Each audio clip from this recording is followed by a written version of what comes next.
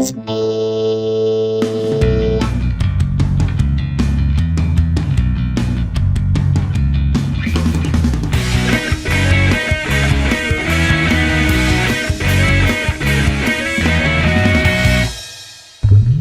In this series, you'll be learning how to transform a static design file into a whole Drupal theme. To go from design to theme, we'll work through 3 major steps. First of all, developing a style guide based on the design patterns that we see in our design files.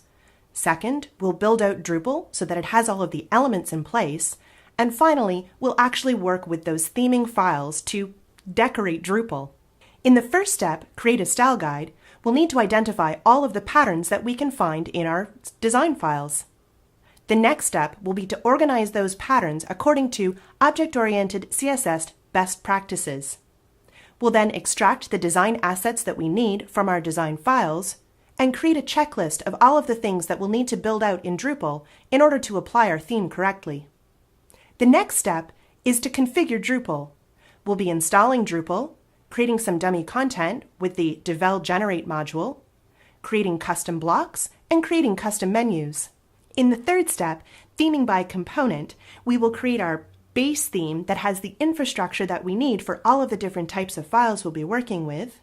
We'll be applying our style guide to the theme.